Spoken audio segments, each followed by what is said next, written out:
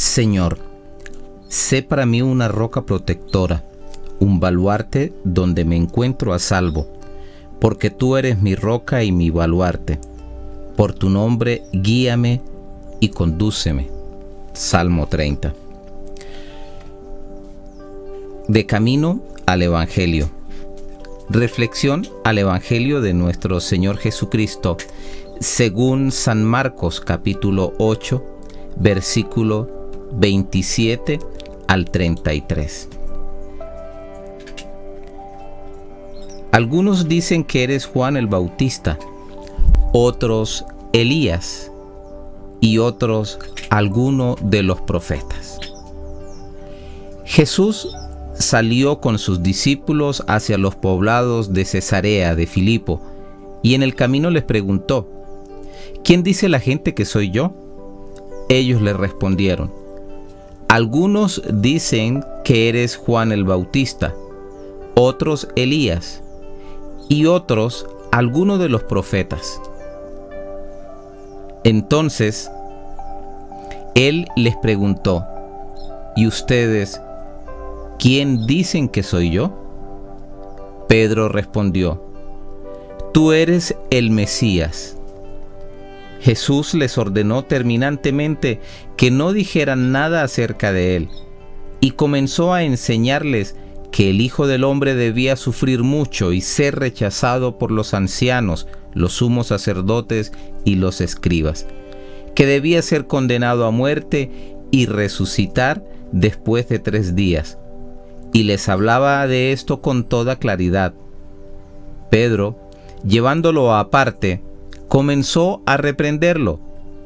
Pero Jesús, dándose vuelta y mirando a sus discípulos, lo reprendió diciendo: retírate, ve detrás de mí, Satanás, porque tus pensamientos no son los de Dios, sino los de los hombres.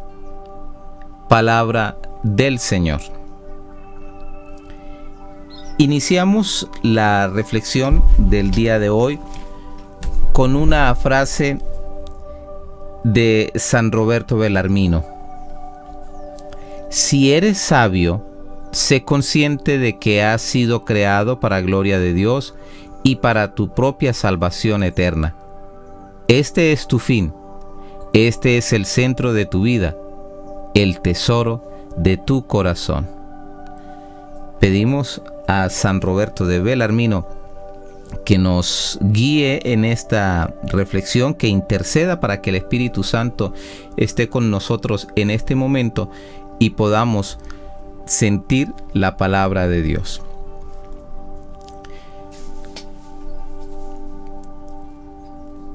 Entregará su vida en obediencia al Padre en la cruz para calzar la salvación de todos.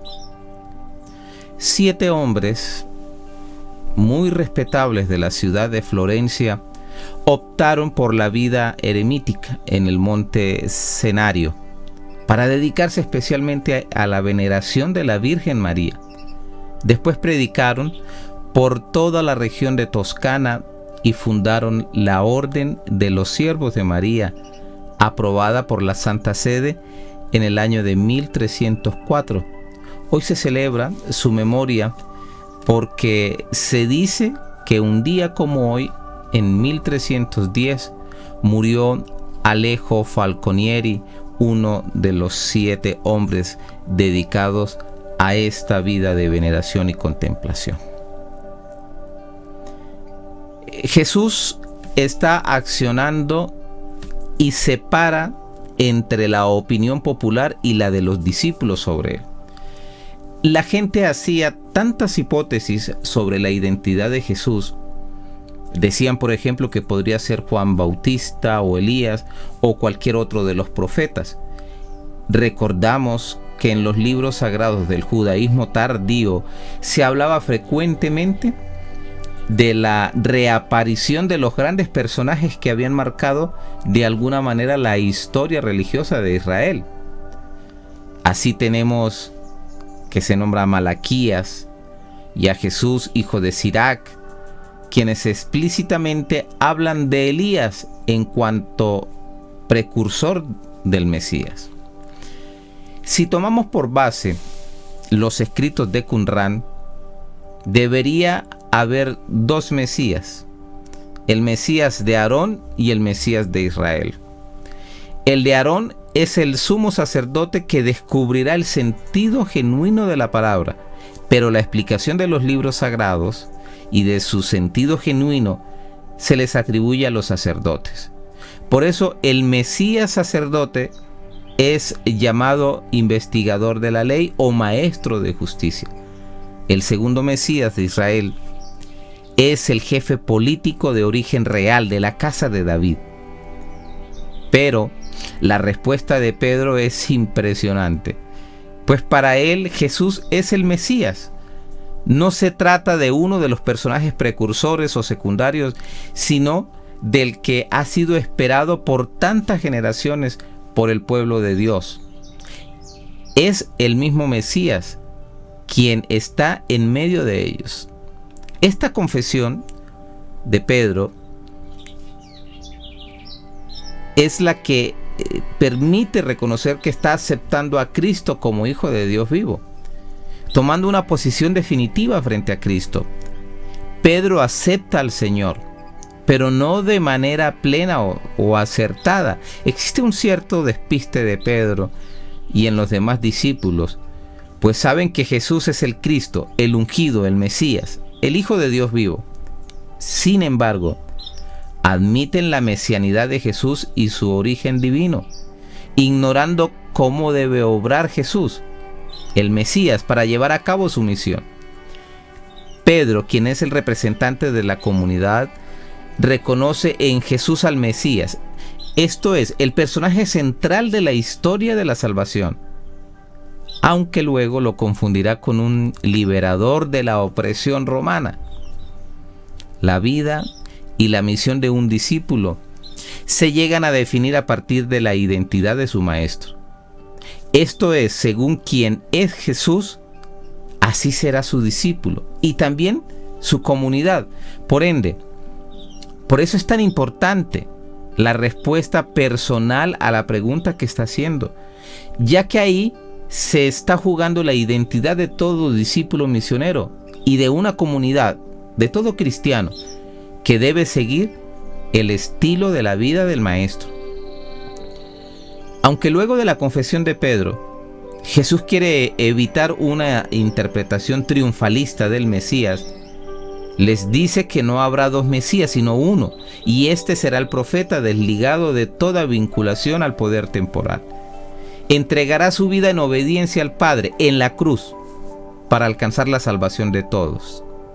Es más, esto se va dando de camino hacia Jerusalén, donde entregará su vida. Jesús les dice que el Mesías debía padecer mucho, a lo que Pedro le reprende por su decisión de ir a Jerusalén, donde ocurrirá lo que él está diciendo. Ante el concepto mesiánico y triunfador y político y también nacionalista, presenta el Señor un mesianismo sufriente, doloroso, perseguido, porque el dolor, la persecución y la humillación son los que redimen al hombre y a la humanidad. Esto es morir a su ser hombre para dejar de engendrar la vida de Dios en él. Al oponerse al querer de Dios, Pedro está comportándose como el adversario de Dios, Satanás. Le llama de vuelta y le dice que aunque no comprenda, que se coloque detrás de él, como todo discípulo. Ese es su lugar verdadero y lo será para siempre. Aunque tenga luego una responsabilidad grande. Pedro es discípulo y no maestro. Debe ubicarse y no quedarse y no querer desubicarse. Pedro tiene una visión equivocada, terrena del mesianismo. Está tratando de persuadir al Señor, tratando de parar que no vaya a Jerusalén a la cruz. A cualquier ser humano le pasa el querer huir del sufrimiento, del dolor, de la cruz. Solo cuando se dimensiona que es el camino de la redención para poder alcanzar la vida eterna, se puede trascender los conceptos meramente terrenos.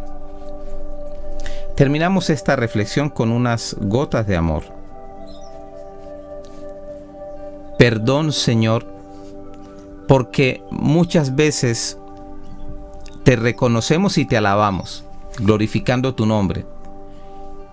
Pero al rato, cuando se presenta el camino de la cruz, de una prueba dura, queremos correr y dejar a un lado el camino cristiano.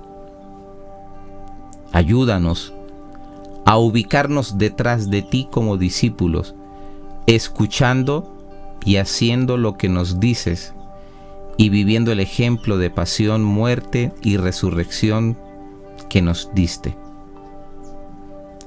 Gracias por seguir preguntándonos si quién eres, esperando de nosotros la respuesta más sincera y comprometedora, en donde se refleje nuestra identidad y misión cristianas. Amén. Misionando con amor. Un paso al día. Un camino de fe.